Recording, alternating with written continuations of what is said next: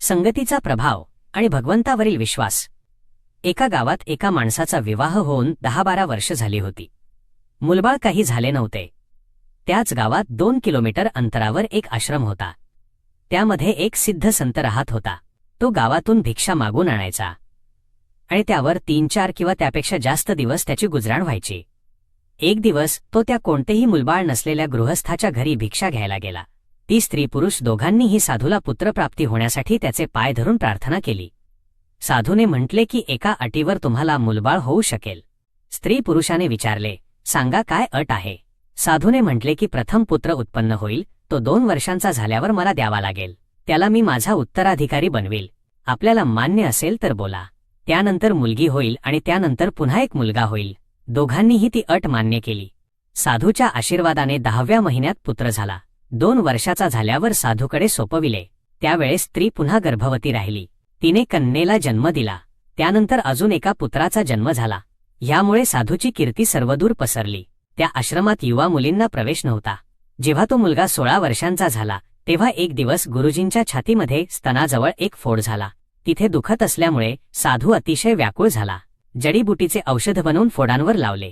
4-5 दिवसात ते फोड फुटून बरे झाले. तेव्हा साधूला बरे वाटले. काही दिवसांच्या नंतर साधूला ताप आला. वृद्धावस्था व ताप यामुळे अशक्तपणा होऊन त्याला हिंडता फिरता येईनासे झाले. गावातील मुलांच्या संगतीत त्याला वाईट सवयी लागू नयेत व त्यापायी तो बिघडू नये किंवा त्याला विवाह करण्याची प्रेरणा मिळू नये म्हणून आतापर्यंत साधूने त्याच्या शिष्याला गावात भिक्षा मागण्यासाठी पाठविले नव्हते. परंतु त्या दिवशी नाईलाजाने साधूने आपल्या शिष्यास म्हटले की बेटा, गावातील पहिल्या गल्लीत 4थ्या घरी जाऊन भिक्षा मागून जे मिळेल ते आण. त्याच्या पुढे जाऊ नको. गुरुच्या आदेशानुसार मुलाने त्या घराच्या द्वारावर आरोळी दिली. अलख निरंजन. त्या घरातून एक 14 वर्षीय मुलगी भिक्षा टाकण्यासाठी द्वाराजवळ आली तर तो साधू मुलगा त्या मुलीच्या छातीकडे टक लावून पाहत होता. मुलीने पाहिले की साधूच्या पाहण्यात काहीतरी दोष आहे. मुलगी म्हणाली, बाबा भिक्षा घ्या. साधू म्हणाला, ताई तुझ्या छातीवर 2 फोड झाले आहेत. तुम्ही आश्रमात या. तुमचे फोड गुरुजी बरे करून देतील. तुम्हाला याचा खूप त्रास होत असेल. माझ्या गुरुजींना एकाच फोडाचा अतिशय त्रास झाला. हे सर्व ऐकून त्या मुलीचा पक्का समज झाला की हा साधू प्रामाणिक नाही. मुलगी मोठ्या आवाजात म्हणाली, मूर्खा, आधी आपल्या आई बहिणीचे फोड बरे कर. पुढे जर काही बोललास तर पायातील चपलेने तुला मारीन. असे म्हणून तिने पायातील चप्पल काढली आणि म्हणाली, जा आता इथून, पुन्हा इथे येऊ नकोस. हा सर्व आरडाओरडा ऐकून मुलीची आई दारात आली आणि विचारले, काय ग, काय झाले. तेव्हा मुलीने साधूचे बोलणे तिच्या आईला सांगितले. आईने विचारले, बाबाजी कुठून आलात. साधू मुलाने सांगितले की गावाबाहेरच्या आश्रमातून आलो. माझे गुरुजी आजारी आहेत. त्यांना हिंडता फिरता येत नाही. म्हणून त्यांनी प्रथमच मला भिक्षेसाठी गावात पाठविले आहे. मी त्यांचा शिष्य आहे. मी फक्त ह्या ताईला विचारले, तुझ्या छातीवर 2 फोड आहेत. खूप दुखत असतील. माझ्या गुरुजींना फक्त एकच फोड झाला होता. दिवस रात्र त्या दुखण्याने बेचैन असायचे. त्यांना त्यावरील औषध माहीत आहे. आपण गुरुजीकडे जाऊन फोड बरे करून घ्या. तो साधू मुलगा हा त्या स्त्रीचाच त्या साधूला अर्पण केलेला मुलगा होता. ती मुलगी त्या साधूबाबाची छोटी बहीण होती. आईने सांगितले, हा तुझा भाऊ आहे. आम्ही त्याला साधूबुवांना अर्पण केले आहे. याला जगाच्या व्यवहारांची माहिती नाहीये. याला काहीच माहिती नाही. मुली, जो दोष तुला लागला आहे त्यापासून तुझा हा भाऊ खूप लांब आहे. तो पवित्र प्रामाणिक हेतूने बोलत होता. तू गावातील चंचल युवकांच्या फाजील खोड्यांसारखे हे काहीतरी असेल असा विचार करून त्याला बोललीस.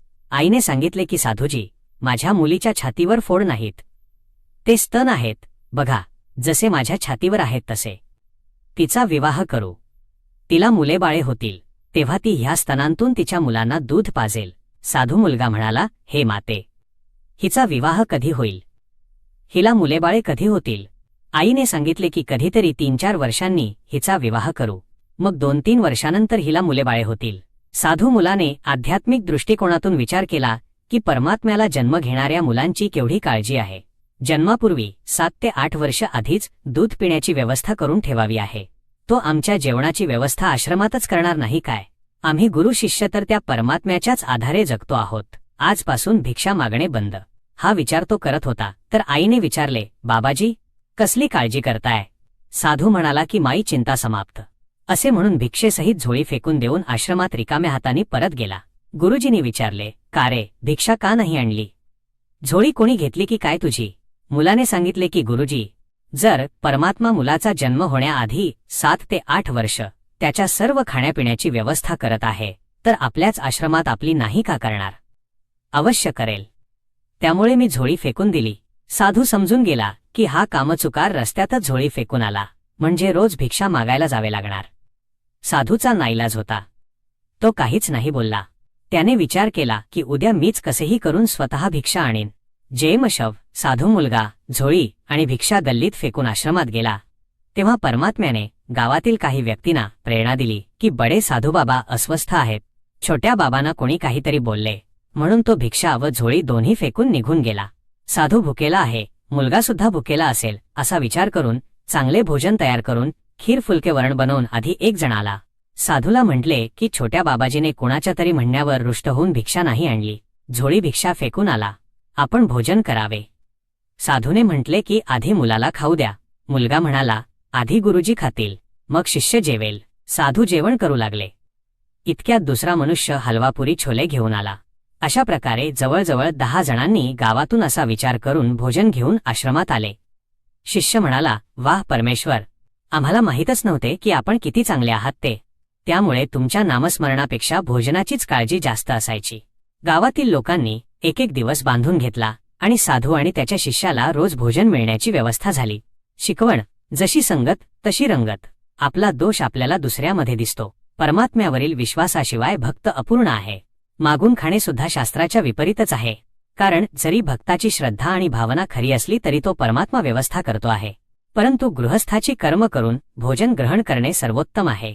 साधू संत यांचे कर्म सत्संग करणे म्हणजेच भक्ती करणे आहे. जो खरी श्रद्धा ठेवून भक्ती करतो त्याला तर मागायची सुद्धा आवश्यकता नाही.